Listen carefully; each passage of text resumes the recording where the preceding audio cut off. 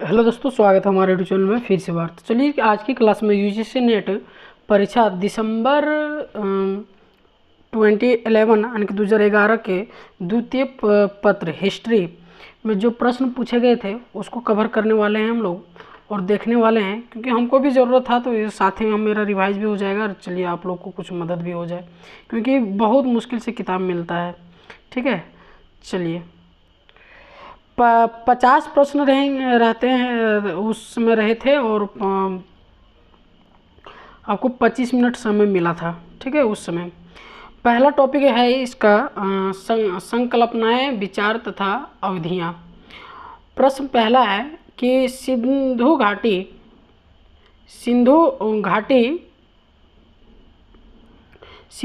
के लोग को किस खेल में जानकारी थी? ऑप्शन है रथ दौड़ में, पांसे खेलने में, पोलो या घोड़सवारी। ऑप्शन होगा बी, है ना, पासे खेलने में। ठीक है, ऑप्शन होगा बी, पासे खेलने में। चलिए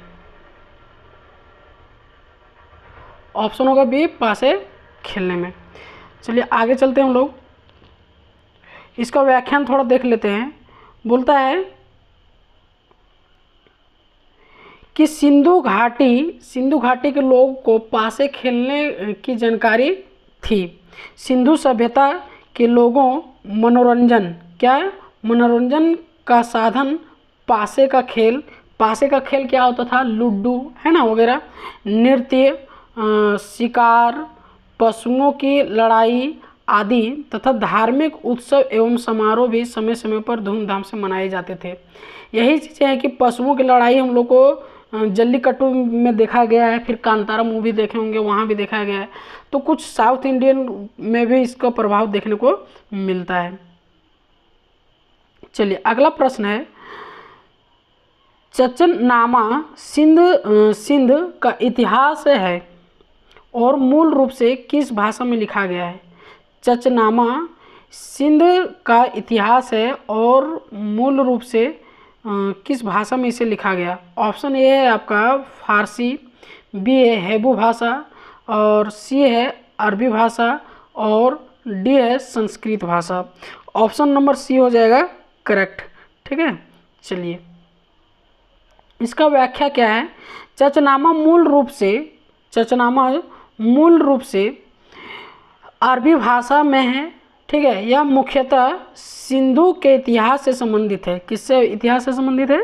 सिंधु के इतिहास से संबंधित है, जो अरबों के सिंधु विजय का वृत्तांत है। वृत्तांत मतलब अरबों के सिंधु विजय पर जो वृत्तांत है उसकी रचना कली है। इसकी रचना जो है सो अली अहमद ने की थी। किसने की थी? अली अहमद ने। ज्ञात है कि अरबी लेखक अल-बिरूनी की पुस्तक तहकीक ये हिंद, इसका मतलब होता है भारत की खोज, आज भी इतिहासकारों के लिए एक महत्वपूर्ण स्रोत है। ठीक है, चलिए अगला प्रश्न है, नेहरू महानोबिलस युक्त कौशल किससे संबंधित है? फर्स्ट प्रश्न है राष्ट्रीय योजना समिति, बम्बई योजना, प्रथम पंचवर्षीय योजना, और अगला है द्वितीय पंचवर्षीय योजना। ठीक है, ऑप्शन नंबर डी होगा द्वितीय पंचवर्षीय योजना। इसकी व्याख्या क्या है? तो इसकी व्याख्या जो है सो नेहरू महालनोबिस युक्त कौशल द्वितीय पंचवर्षीय योजना से संबंधित है। द्वितीय पंचवर्षीय योजना का कार्यकाल 1956 से 1961 तक था। इस योजना का उपनाम भौतिकवादी योजना था। योजना में प्रति व्यक्ति आय 20% की वृद्धि हुई थी। कितनी परसेंट की वृद्धि हुई थी? 20% की वृद्धि हुई थी। अगला है, नीचे दो व्यक्तित्व दिए गए हैं। एक को अभिकथन ये तथा दूसरे को कारण आर कहा गया है। अभिकथन ये क्या बोलता है? प्रारंभिक आर्य आदिवासी सिंधु नदी तथा इसकी उपनदियों द्वारा प्रतिनिधित्व की जाने वाली 7 नदियों की जमीन पर अत्यधिक स्थापित करने में संलग्न रहे विभिन्न आर्य जनजातियों के बीच संघर्ष छिड़ा रहा। ठीक है, इसका आंसर होगा, आप देखिएगा, उपरोक्त वाक्यों को पढ़िए तथा नीचे दिए गए कूटों की सहायता से इति कीजिए। ये सही है परंतु आर गलत है। ऑप्शन बी है ये गलत है परंतु आर सही है। और सी है ये तथा आर दोनों ही गलत है। और डी है ये तथा आर दोनों ही सही है। तो इसकी व्याख्या को देखते हैं। ठीक है, डी दोनों ही सही है। इसकी व्याख्या जो है कि प्रारंभिक आर्य का निवास स्थल सिंधु तथा उसके सहायक नदियों के बीच था। प्रारंभ में आर्यों का विस्तार सिंधु प्रदेश में हुआ। कौन सा प्रदेश? सिंधु प्रदेश में हुआ। बाद में ही आर्य कई वर्ग में विभक्त हो गए। कई वर्ग में क्या हो गए? बट गए थे, जिनमें कालांतर में युद्ध होते रहते थे। मतलब समय समय पर क्या होते रहते थे? युद्ध होते रहते थे। अगला प्रश्न है, निम्नलिखित को ऐतिहासिक क्रम में व्यवस्थित कीजिए। ऐतिहासिक क्रम में व्यवस्थित करना है तथा नीचे दिए गए कूटों में सही उत्तर चुनिए। ठीक है, पहले देखिए ताम्र युग था या लोह युग था या कांस्य युग था या पाषाण युग था। तो आपको क्रमबद्ध ऐतिहासिक रूप से आपको इति करना है। ऑप्शन में बोल रहा है कि पहले कांस्य युग था, फिर लोह युग था पहले, उसके बाद ताम्र युग आया, उसके बाद पाषाण युग आया। ऑप्शन बी बोल रहा है नहीं, पहले लोह युग था, फिर ताम्र युग आया, फिर पाषाण युग आया, फिर कांस्य युग आया।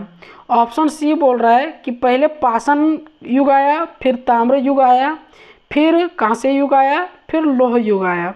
और ऑप्शन डी बोल रहा है कि पहले पाषाण युग आया, फिर लोह युग आया, फिर ताम्र युग आया और फिर कांस्य युग आया। ऑप्शन नंबर सी होगा क्योंकि सबसे पहले जो आया सो पाषाण युग था, उसके बाद आपको ताम्र युग को देखने को मिला, इतिहास में पढ़ने को मिलता है, उसके बाद कांस्य युग और उसके बाद लोह युग। ठीक है, अगला प्रश्न है, निम्नलिखित आत्रियों को उनके भारत आगमन के क्रम में व्यवस्थित कीजिए। है ना, तो पहले ऑप्शन है कि पहले बर्नियर आया था, या पहले इबन बतूता आया था, या पहले ह्वेनसांग आया था, या विलियम हॉजेज आया था। ऑप्शन ये है कि पहले बोल रहा है कि ह्वेनसांग आया था, फिर बोल रहा है इबन बतूता आया, फिर बर्नियर आया, फिर विलियम हॉजेज आया।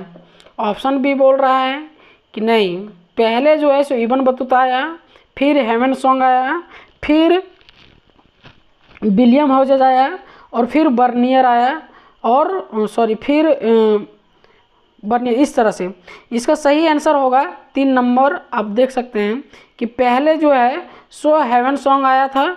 ठीक है, पहले क्या आया? ह्वेनसांग, उसके बाद कौन आया? उसके बाद आया इबन बतूता और उसके बाद आया बर्नियर, उसके बाद आया विलियम हॉजेज। ठीक है, चलिए इसकी व्याख्या को देख लेते हैं एक बार। इसकी व्याख्या क्या है? ह्वेनसांग 629 ईस्वी में आया था। ठीक है, ह्वेनसांग कितना ईस्वी में आया था? 629 ईस्वी में भारत की यात्रा पर आया था। उसे तीर्थयात्रियों का राजकुमार कहा जाता है, जबकि इबन बतूता 1333 ईस्वी में मोहम्मद तुगलक के दरबार में आया था। ठीक है, बर्नियर 1656 ईस्वी में आया था, मुगल दरबार में आया था, जो दारा एवं औरंगजेब के उत्तराधिकारी संघर्ष का साक्षी बना। और विलियम हॉजेज जो है सो 17वीं शताब्दी के ऊर्ध्वाधर में बंगाल में आया था। ठीक है, चलिए अगला प्रश्न है, इसमें सूची को देखना है आपको। ठीक है, सूची को देखना है। सूची 1 आत्री और सूची 2 शासक। आत्री और शासक जिनके शासन काल में ये आत्री भारत दर्शन करने आए हैं ना, को सुमिलित कीजिए और दिए गए कूटों से अपना उत्तर चुनिए। इब्न बतूता कब आया? सर थॉमस रे कब आया? पीटर मुंडी कब आया? और बर्नियर कब आया? ठीक है,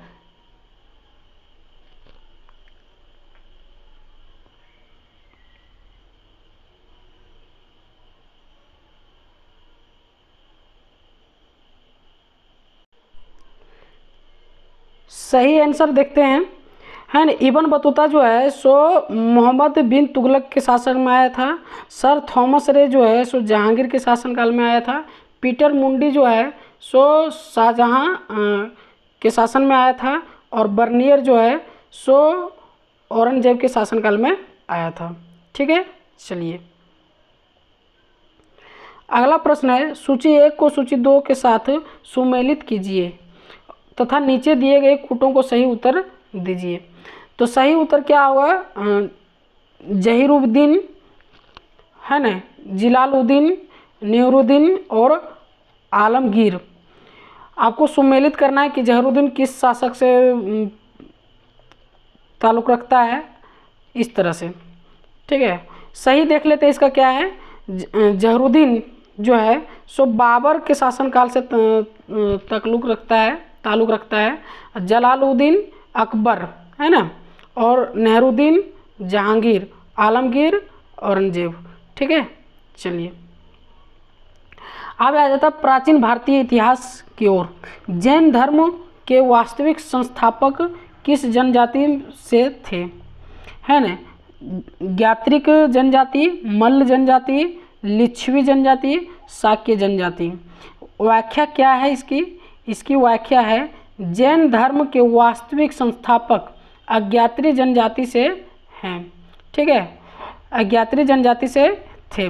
महावीर स्वामी का जन्म 540 ईसा पूर्व में कुंड ग्राम वैशाली में हुआ था।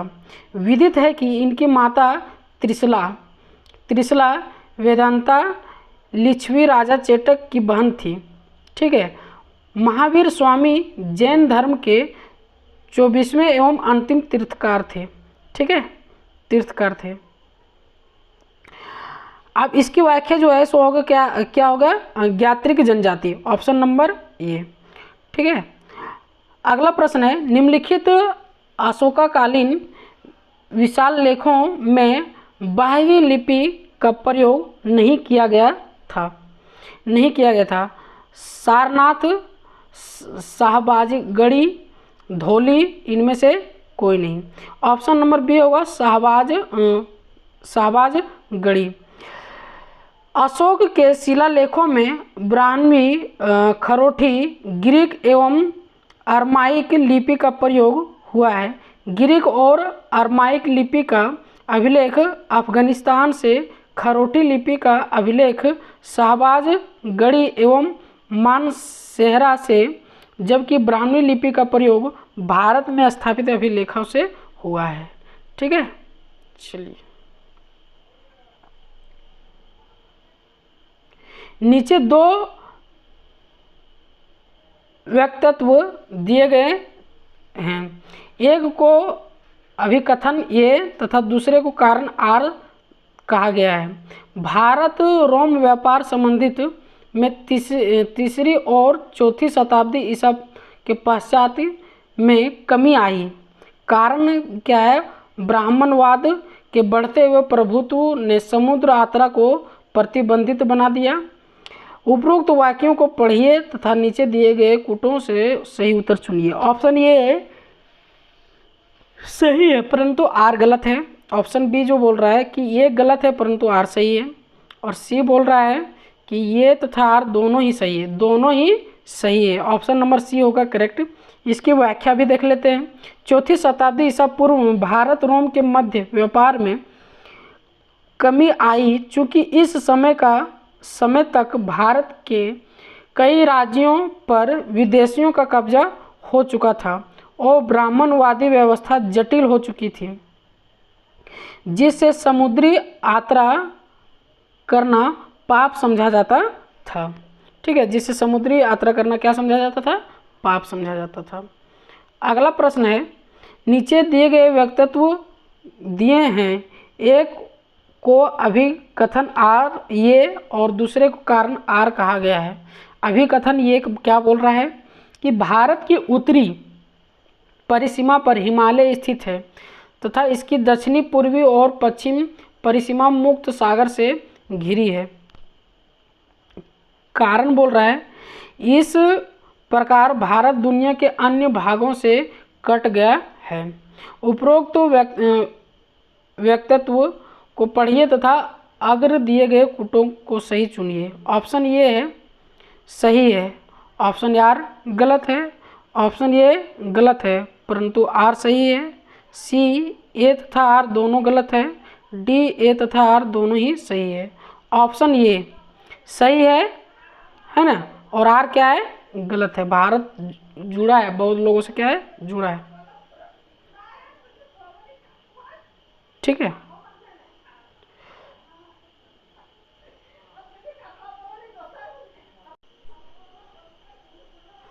भारत की प्रकृति सीमा उत्तर में हिमालय से और बाकी तीनों ओर समुद्र से घिरी हुई, जिससे भारत आदि काल से दुनिया के शेष भागों से संपर्क में है। प्राचीन काल से ही भारत का व्यापार यूरोप, मध्य एशिया एवं अफ्रीकी महाद्वीप से होता रहा है। ठीक है, अगला है निम्नलिखित को ऐतिहासिक क्रम में व्यवस्थित कीजिए तथा नीचे दिए गए कूटों को सही उत्तर चुनिए। ग्रीक, रोमन, शाक और प्रतिहार। सबसे पहले तो रोमन, उसके बाद ग्रीक, उसके बाद शाक, उसके बाद प्रतिहार। तो इसको जो है सो क्रमबद्ध देखते हैं कौन सा ऑप्शन सही किया गया है। ऑप्शन ए पहले बोल रहा है प्रतिहार, जो कि गलत है। फिर ऑप्शन बी करेक्ट है, क्योंकि देखिए पहले रोमन बोला, फिर बोल रहा है कि ग्रीक होगा, फिर बोल रहा है शाक है, फिर बोल रहा है प्रतिहार। इसकी व्याख्या को भी देखिए आप थोड़ा सा, कि रोमन से भारत का संपर्क बेहद प्राचीन काल से ही रहा है। संभवतः दक्षिण भारत में महापाषाण काल से ही, मौर्य उत्तर काल में ही प्रथमतः ग्रीक यूनानी भारत आए। इसके बाद शाकों का भारत में आगमन हुआ, जो पश्चिमी भारत में बसे हैं। ठीक है, चलिए आगे प्रश्न की ओर चलते हैं। अगला प्रश्न है, निम्नलिखित देवताओं का ऋग्वैदिक कालीन समाज में उनके महत्व के क्रम में व्यवस्थित कीजिए तथा नीचे दिए गए कूटों से सही उत्तर चुनिए। ऑप्शन ए है अग्नि, ऑप्शन बी है वरुण, और तीसरा है इंद्र, और चौथा है मरुत। तो क्रमबद्ध आपको ऐसे करना है कि दूसरा में बोल रहा है वरुण, पहला में बोल रहा है अग्नि, तीसरा में बोल रहा है इंद्र, चौथा में बोल रहा है मरुत। पहले होगा इंद्र, फिर होगा अग्नि, फिर होगा वरुण और फिर होगा Marut. Option number B is correct. व्याख्या देखिए,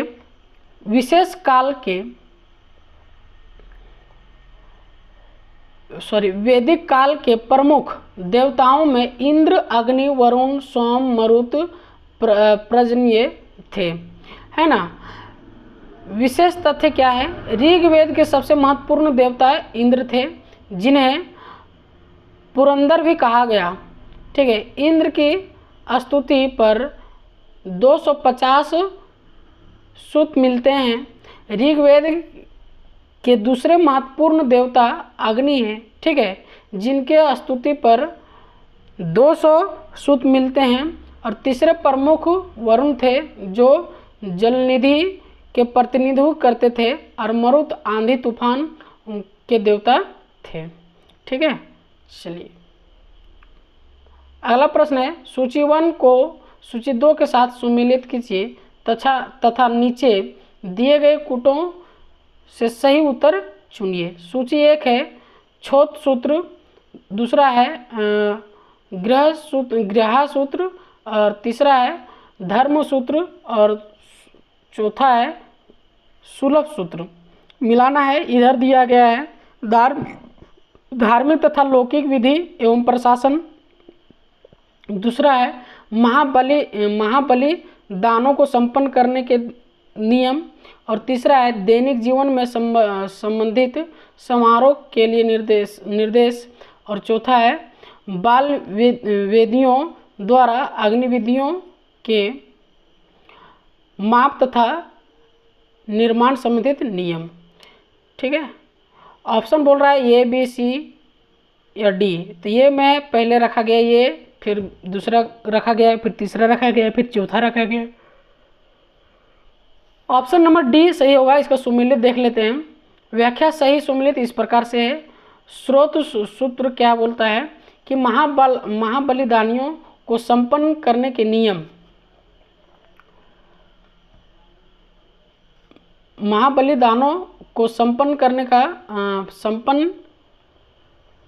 करने के नियम, गृह सूत्र दैनिक जीवन से संबंधित समारोह के लिए निर्देश, धर्म सूत्र धार्मिक तथा लौकिक विधि एवं प्रशासन, और सुलभ सूत्र वाल विधियों तथा अग्निवेदियों से माप तथा निर्माण संबंधित नियम। ठीक है, चलिए अगला प्रश्न है। मध्यकालीन भारतीय इतिहास मोहम्मद बिन तुगलक तथा सम्राट अकबर निम्नलिखित में से किस नदी का पानी पीते थे? अमना नदी, घाघरा नदी, गंगा नदी, सिंधु नदी। ऑप्शन होगा सी गंगा नदी। मोहम्मद बिन तुगलक तथा सम्राट अकबर गंगा नदी का पानी पीते थे। ईसामी के अनुसार मोहम्मद बिन तुगलक प्रथम मुस्लिम शासक था जिन्हें हिंदू त्यौहार होली एवं अन्य त्योहारों में भाग लिया था। गंगा जल का पान करता था, जबकि अबुल फजल ने अपनी पुस्तक आईन ए अकबरी में इस बात का जिक्र किया है कि मुगल शासक अकबर पीने के लिए गंगा जल का प्रयोग किया करता था।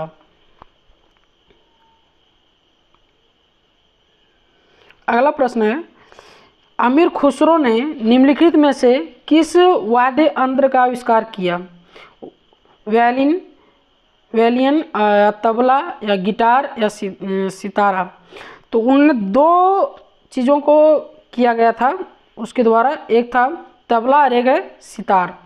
अमीर खुसरो ने तबला एवं सितार दोनों वाद्य यंत्र का आविष्कार किया था। अमीर खुसरो का पूरा नाम अबुल हसन आमीन उद्दीन खुसरो था। अमीर खुसरो प्रसिद्ध सूफी संत निजामुद्दीन का शिष्य था। ताजमहल के निर्माण में प्रयुक्त संगमरमर पत्थर कहाँ से लाए गए थे? अम्बेर, औरंगाबाद, किशनगढ़ या मकराना। तो ऑप्शन होगा डी मकराना। ताजमहल में के निर्माण में प्रयुक्त संगमरमर पत्थर मकराना से लाए गए थे। ताजमहल का निर्माण शाहजहां ने अपनी बेगम मुमताज़ महल की याद में करवाया था। ध्यातव्य है कि ताजमहल का निर्माण करने वाला मुख्य स्थापत्य वास्तुकार उस्ताद अहमद लाहौरी था। ठीक है, अगला प्रश्न है। निम्नलिखित घटनाओं को कालानुक्रम में व्यवस्थित कीजिए। कूट का उपयोग करते हुए उत्तर दीजिए। ठीक है, कूट क्या है? पानीपत का प्रथम युद्ध, फिर दूसरा कूट है हल्दी घाटी का युद्ध, तीसरा है बक्सर का युद्ध, चौथा क्या है? धर्मत का युद्ध। तो पहले जो है सो पानीपत का युद्ध हुआ था, फिर हल्दी घाटी का युद्ध हुआ था, फिर जो है सो धर्मत का युद्ध हुआ और फिर बक्सर का युद्ध हुआ। देखिए यहाँ व्याख्यान में अच्छा से बताया गया है। पानीपत का प्रथम युद्ध 21 अप्रैल 1526 को हुआ था। हल्दी घाटी का युद्ध 18 जून 1576 को हुआ था। धर्मत युद्ध अप्रैल 1658 में हुआ था और बक्सर का युद्ध जो है सो 22 और 23 अक्टूबर 1764 में हुआ था। ठीक है, अगला प्रश्न है। नीचे दो व्यक्तित्व दिए गए हैं, एक को अभिकथन ये तथा कहा गया और दूसरे को आर। अभिकथन अकबर राजपूतों से मित्रता स्थापित करना चाहता था। कारण आर, मुगलों के मध्य एशिया से संबंधित विच्छेद हो जाने से अकबर को मैत्रीपूर्ण संबंध भारत में स्थापित करना आवश्यक था। उपरोक्त दो व्यक्तित्वों के संदर्भ में निम्नलिखित में से कौन सा सही है? ये है, ये और आर दोनों ही सही है। ये सही व्याख्या आर है। ठीक है, ऑप्शन ये ही सही है। ठीक है, चलिए अगला प्रश्न देखते हैं। नीचे दो व्यक्तित्व दिए गए हैं, एक को अभिकथन ए तथा कहा गया है और दूसरे को आर। अकबर के काल में मालाबार काली मिर्च भारत से निर्यात होने वाली प्रमुख वस्तुओं में थी, कारण दक्षिण भारत के उत्पाद क्षेत्र में निर्यात बंदरगाह अकबर साम्राज्य के भाग नहीं थे। ठीक है, पहला है कि ये और आर दोनों ही सही है। ठीक है, ये सही व्याख्या आर है और ये और दोनों सही है, परंतु ये सही व्याख्या आर नहीं है। ऑप्शन नंबर बी ही सही है। ठीक है, व्याख्या क्या है इसका देख लीजिए। उपयुक्त प्रश्न में अधिक अभिकथन के कारण दोनों सत्य है, परंतु अभिकथन ये की सही व्याख्या कारण आर नहीं है। अभिकथन ये सही है लेकिन कारण आर सही नहीं है। मुगल काल में अकबर ने अपने बड़े साम्राज्य का निर्माण किया था। उस समय व्यापार के वाणिज्य उन्नत अवस्था में था। अकबर के काल में मालाबार काली मिर्च भारत से निर्यात होने वाली प्रमुख वस्तुओं में थी, हालांकि दक्षिण भारत के उत्पादक क्षेत्र और निर्यात बंदरगाह अकबर के साम्राज्य के भाग में नहीं थे। ठीक है, चलिए अगला प्रश्न है। निम्नांकित भक्ति संतों को सही कालानुक्रम में व्यवस्थित कीजिए। चैतन्य, रामानुज, तुकाराम, नामदेव। ऑप्शन ये है, ये में हो गया चैतन्य, तीसरा में हो गया रामानुज, तीसरा में हो गया तुकाराम, दूसरा में हो गया रामानुज और चौथा में हो गया नामदेव। तो क्रमबद्ध देखा जाए तो रामानुज पहले होगा, उसके बाद होगा नामदेव, उसके बाद होगा चैतन्य, उसके बाद होगा तुकाराम। तो इस क्रमबद्ध में अगर देखा जाए तो option number C is correct हो जाएगा। ठीक है, अगला प्रश्न है। व्याख्या। रामानुज का समय 1017 और 1137 ईस्वी में, 11वीं और 12वीं शताब्दी 1016 और 1137 ईस्वी का है।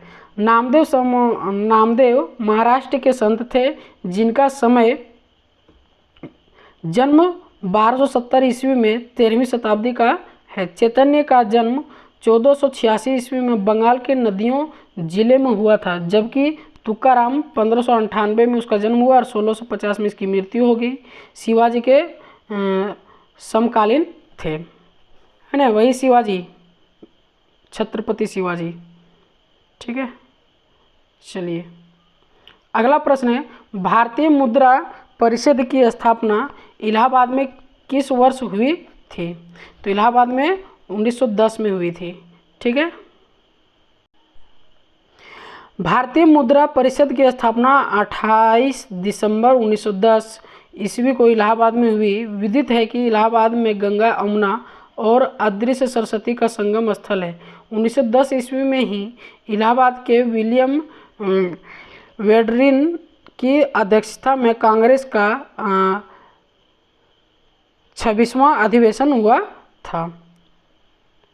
अगला, निम्नलिखित भारतीय शासकों में से किसने सर्वप्रथम पुर्तगालियों का विरोध किया? कृष्णदेव राय, पुलकेशिना और सी अकबर और डी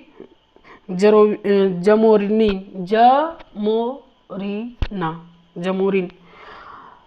भारतीय शासकों में सर्वप्रथम पुर्तगालियों का विरोध मुगल बादशाह अकबर ने किया था। अकबर के शासनकाल में पुर्तगाली, डच, अंग्रेज भारत में आ चुके थे, परंतु 16वीं सदी में भारतीय समुद्र तट पर पुर्तगाली ही प्रभावपूर्ण थे।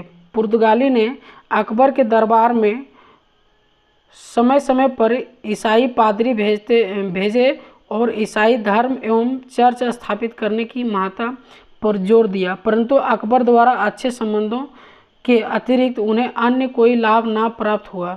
विदित हो कि पुर्तगाली यात्री वास्को डी गामा 1498 ईस्वी में कालीकट पहुंचा था, जहां पर तत्कालीन शासन जमोरिन उपाधि या वंश के उनका स्वागत किया एवं व्यापार करने की अनुमति प्रदान किया था। निम्नलिखित में से कौन सा दस्तक जारी था? मुगल सम्राट, बंगाल नवाब, फोर्ट विलियम का गवर्नर, बंगाल का दीवान। तो फोर्ट विलियम का गवर्नर का दस्तक जारी था। ठीक है, फोर्ट विलियम कलकत्ता के गवर्नर द्वारा दस्तक जारी किया गया था। दस्तक एक प्रकार का व्यापारिक अज्ञात पत्र होता था। 1717 ईस्वी में फर्रुखसियार ने एक फरमान द्वारा आयात तथा निर्यात कर से छूट दे दी थी, लेकिन दस्तक द्वारा ब्रिटिश अधिकारी अपना निजी व्यापार करते थे तथा नवाब को कर से वंचित रखते थे, जिसके कारण बंगाल के नवाब का अंग्रेजों के प्रति कर को लेकर विरोध की स्थिति बनी रहती थी। अगला प्रश्न है, मुजफ्फर जंग हैदराबाद के निजाम के क्षेत्र में रियान किससे प्रदान की गई थी? है ना, पुर्तगालियों को, डच को, फ्रांसीसियों को, अंग्रेजों को। ऑप्शन सी, फ्रांसीसियों को। मुजफ्फर जंग हैदराबाद के निजाम ने क्षेत्रीय रियायतें फ्रांसीसियों को प्रदान की थी। चूँकि फ्रांसीसियों ने मुजफ्फर जंग को हैदराबाद का निजाम बनाने का वायदा किया था। विदित है कि मुजफ्फर जंग नासिर जंग का भतीजा एवं हैदराबाद निजाम सफाजाद का पुत्र था। ठीक है, नीचे दो व्यक्ति दिए गए हैं, एक को अभिकथन ए तथा दूसरे को अभिकथन आर कहा गया है। अभिकथन, ये पुर्तगालियों ने एशियाई समुद्रों में हिंसात्मक गतिविधियों की पहल की, और कारण आर है, पुर्तगालियों का मकसद एशियाई व्यापार के प्रमुख समुद्री मार्गों पर नियंत्रण करना था। इसका क्या कथन है, चलिए देखते हैं।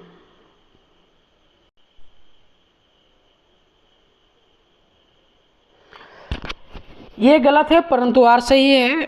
बी, ये सही है परंतु आर गलत है। ऑप्शन सी, ये तथा आर दोनों ही सही है परंतु ए का सही व्याख्या नहीं है। ठीक है, तो चलिए इसका व्याख्यान देखते हैं। सर्वप्रथम पुर्तगालियों ने एशियाई समुद्रों में हिंसात्मक गतिविधियों प्रारंभ की, क्योंकि पुर्तगालियों का मकसद एशियाई व्यापार के प्रमुख समुद्री मार्गों पर नियंत्रण करना था। इसी व्यवस्था के तहत पुर्तगालियों ने समुद्री व्यापार के नियंत्रण हेतु काजरेट परमिट व्यवस्था शुरू की, और यह परमिट व्यवस्था अभी भी भारत में जारी है। नीचे दो व्यक्तित्व दिए गए हैं, एक को अभिकथन ए तथा दूसरे को कारण आर कहा गया है। अभिकथन ए, भारतीय राष्ट्रवाद के विकास में पाश्चात्य शिक्षा की महत्वपूर्ण भूमिका थी। कारण आर, पाश्चात्य शिक्षा ने इसके विकास के लिए सहायक एक समालोचनात्मक वार्तालाप का सृजन किया।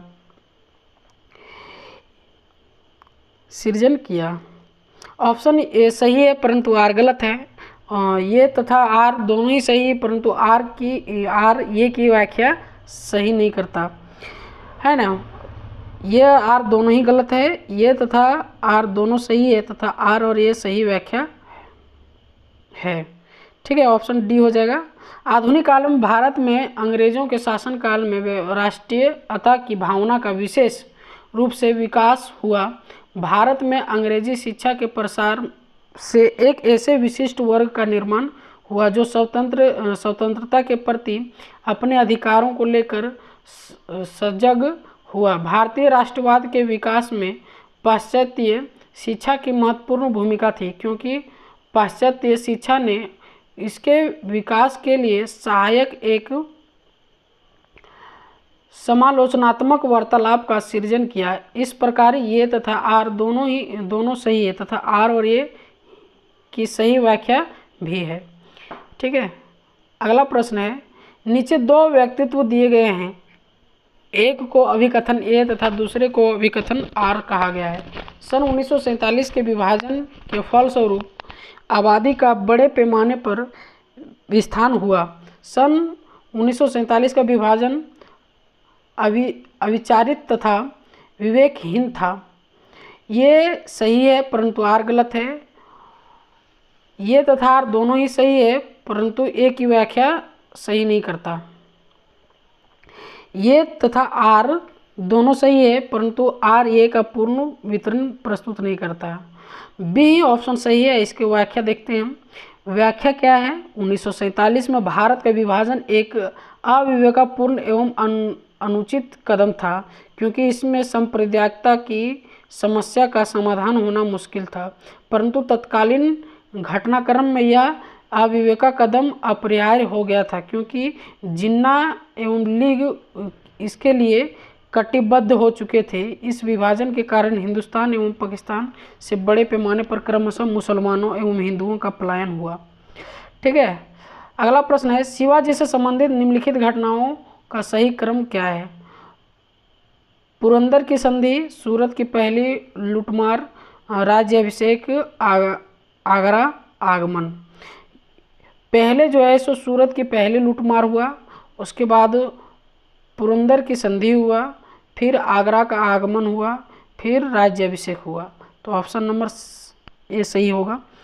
देखिए, सूरत की पहली लूटमार जनवरी 1664 में हुआ, पुरंदर की संधि 22 जून 1665 में हुआ, आगरा आगमन 1666 में हुआ और राज्याभिषेक 1674 में हुआ। ठीक है, ब्रिटिश ईस्ट इंडिया कंपनी के स्थापना कब हुई थी? 15वीं शताब्दी के प्रारंभ काल में, 16वीं शताब्दी के आरंभिक काल में, 16वीं शताब्दी के अंतिम काल में, 17वीं शताब्दी के आरंभिक काल में, 17वीं शताब्दी के आरंभिक काल में।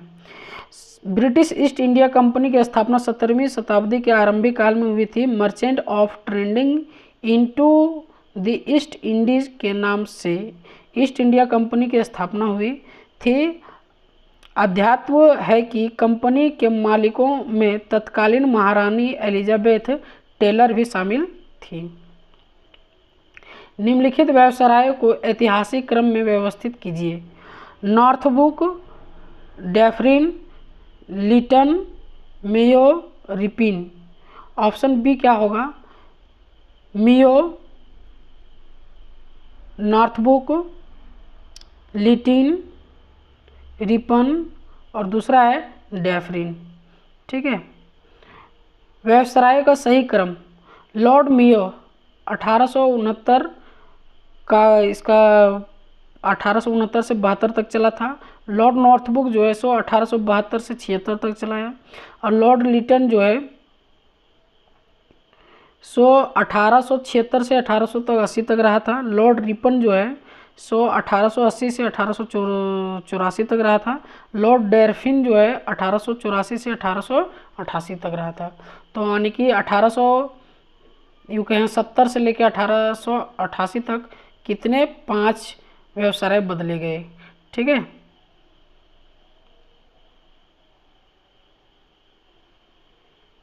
निम्नलिखित युद्धों को कालानुक्रम में व्यवस्थित कीजिए। प्रथम वर्मा युद्ध, प्रथम आंग्ल अफगान युद्ध, प्रथम आंग्ल मराठा युद्ध, प्रथम आंग्ल सिख युद्ध, है ना। तो पहले जो हुआ था सो प्रथम आंग्ल मराठा युद्ध हुआ, फिर प्रथम बर्मा का युद्ध हुआ था, फिर जो है सो प्रथम आंग्ल अफगान का युद्ध हुआ और प्रथम आंग्ल सिख का बाद में हुआ। इसका कालानुक्रम देखते हैं। Option number A, B, C, option number D होगा। ठीक है, दिए गए युद्धों का कालानुक्रम क्या है देख लीजिए आप। प्रथम आंग्ल मराठा युद्ध 1765 से 82 ईस्वी तक। प्रथम वर्मा युद्ध जो है सो 1824 से 26 ईस्वी तक। प्रथम आंग्ल अफगानी युद्ध 1839 से 42 ईस्वी तक और प्रथम आंग्ल सिख युद्ध 1845 से 1846 तक। ठीक है, अगला प्रश्न है, निम्नलिखित संगठनों को उनकी स्थापना के क्रम में व्यवस्थित कीजिए। ब्रिटिश इंडियन एसोसिएशन, पूना सार्वजनिक सभा, मद्रास महाजन सभा, इंडियन एसोसिएशन। ऑप्शन देखा जाए तो पहले ब्रिटिश इंडियन एसोसिएशन, उसके बाद पूना सार्वजनिक सभा, उसके बाद इंडियन एसोसिएशन, उसके बाद मद्रास महाजन सभा। ऑप्शन ये इज राइट होगा। ब्रिटिश इंडियन एसोसिएशन की स्थापना कलकत्ता में 1851 ईस्वी में राधाकांत देव ने की थी। इंडियन एसोसिएशन की स्थापना कलकत्ता में 1876 में सुरेंद्र नाथ बनर्जी ने किया था। पूना सार्वजनिक सभा की स्थापना 1867 में महादेव गोविंद रानाडे ने की थी। मद्रास महाजन सभा की स्थापना 1884 ईस्वी वीर राघव चारी ने किया था। ठीक है, अगला प्रश्न है, निम्नलिखित प्रतिष्ठानों को उनकी स्थापना वर्ष के क्रम में व्यवस्थित कीजिए तथा नीचे दिए गए कूटों का उपयोग कर सभी चुनिए।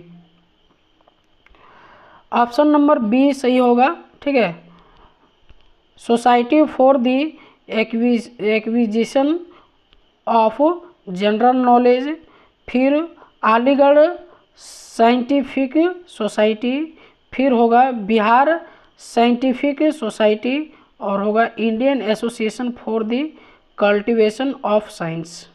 ठीक है, व्याख्या क्या है सही क्रम का इसका देख लीजिए। Society for the acquisition of general knowledge 1838, Aligarh scientific society 1864, Bihar scientific society का 1872, Indian association for the cultivation of science 1876।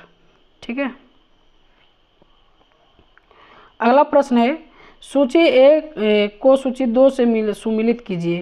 प्रति सरकार 40 मुलिया राज,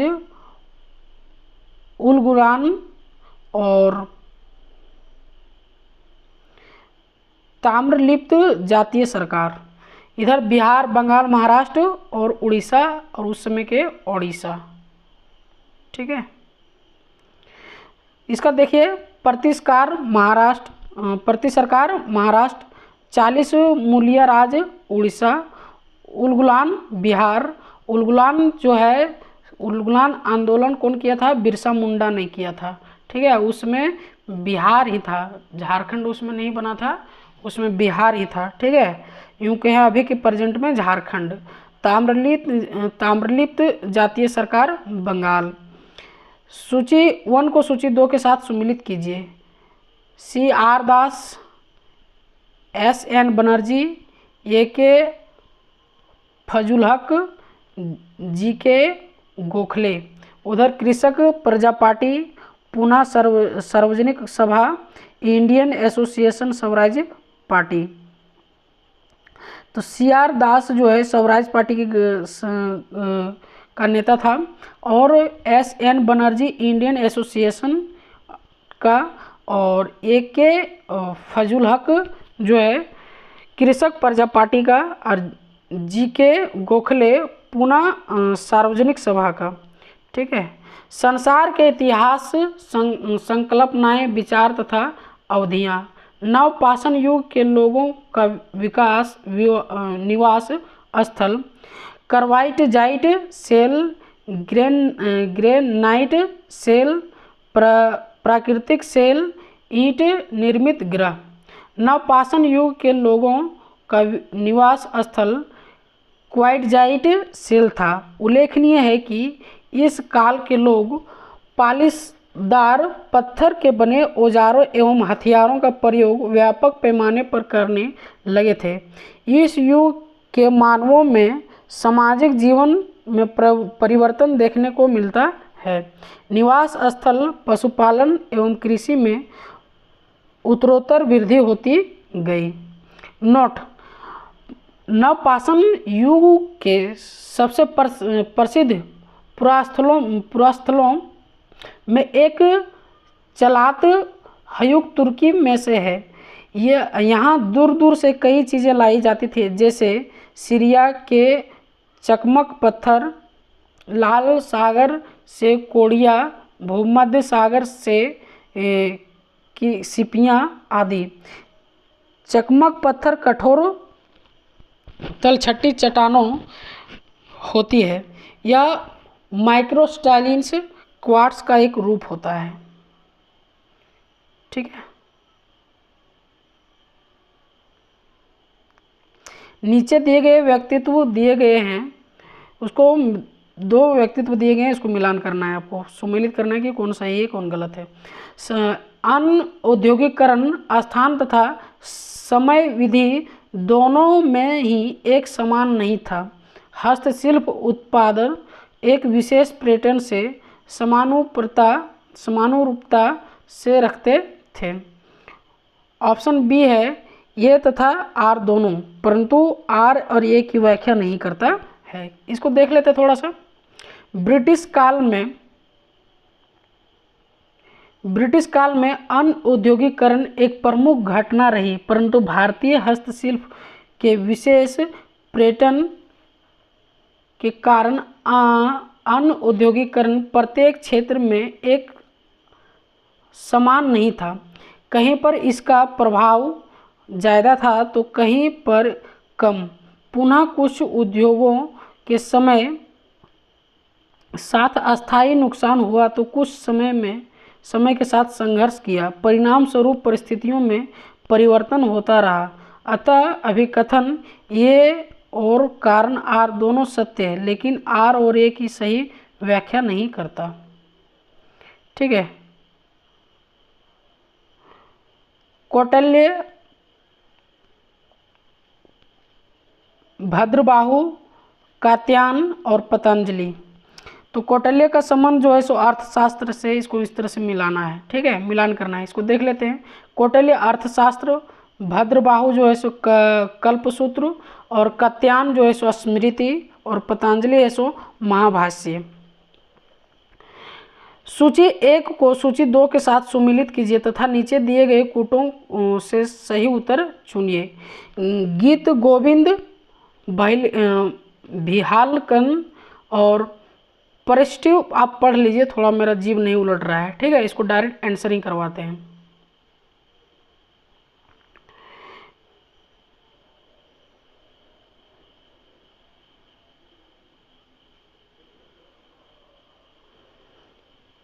गीत गोविंद का जयदेव, परिस्टिपूर्व का है हेमचंद्र, कथा सारिथी सागर का है सोमवेद, और विक्रांत देवचरित का है विहलन।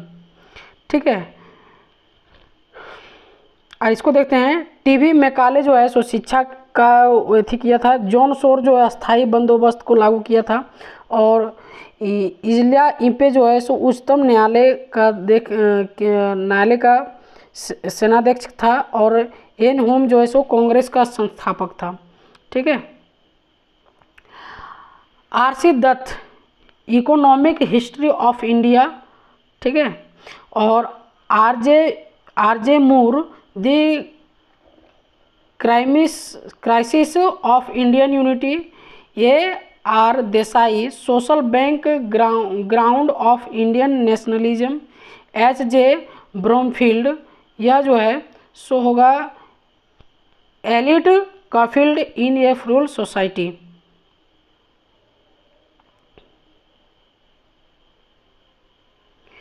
किस पुरातत्व स्थल पर अग्नि उपासना का साक्ष्य मिलता है?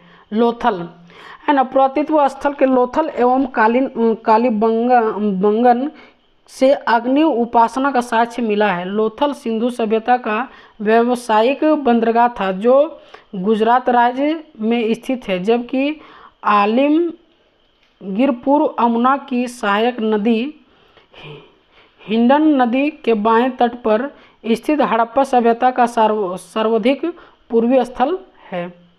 निम्नलिखित में से किसने मद्रास में रैयतवाड़ी बंदोबस्त प्रारंभ किया? तो इसका आंसर होगा टॉमस मुनरो। ठीक है, टॉमस मुनरो 1827 ईस्वी तक मद्रास का गवर्नर रहा।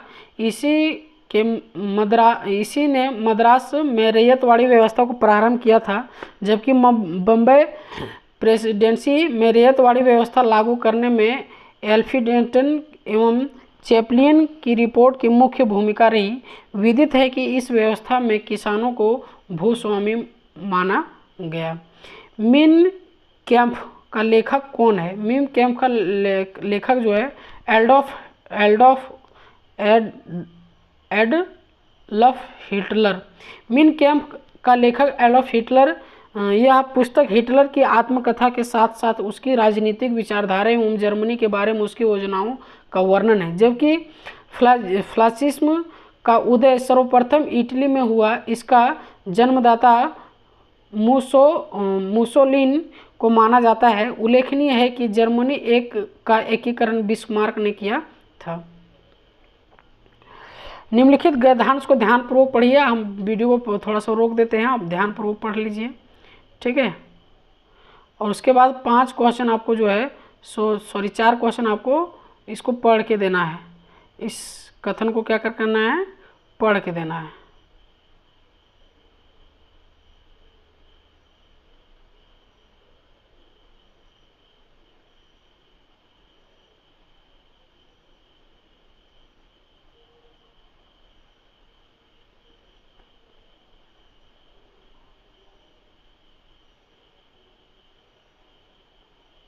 हेगल ने किस प्रकार ईसाई विद्वानों तथा धर्मनिरपेक्ष दार्शनिकों के मध्य खाई को पाटा? तो उदार ईसाइयों को संतुष्ट करने के लिए ईश्वर तत्व का पर्याप्त रूप से समावेश तथा तर्क पर जोर दिया, जिससे बुद्धिजीवियों को प्रभावित किया जा सके, ठीक है। हेगल के समय किन 2 अध्ययनों का इतिहास लेखन सीमित था और उनसे वह संतुष्ट नहीं था। वह था राजनीतिक और आत्मकथा कृतियों की सीमित, ठीक है। निम्नलिखित में से किस एक विषय पर हेगल ने इतिहास लेखन पर जोर दिया? वह है सामाजिक इतिहास। हेगल ने शब्दों को बहुधा वास्तविक तथा पारदर्शिक प्रयोजन में विभिन्नता है, किंतु इनको समझने के लिए आवश्यक है स्रोत सामग्रियों का अधिक आलोचनात्मक मूल्यांकन करना। ऑप्शन ए हो जाएगा करेक्ट, ठीक है। आज के वीडियो में इतना ही। उम्मीद करते हैं कि वीडियो आपको अच्छा लगा हो। आप कमेंट कीजिएगा तो अगला वीडियो बनाने का प्रयास करेंगे, ठीक है। धन्यवाद।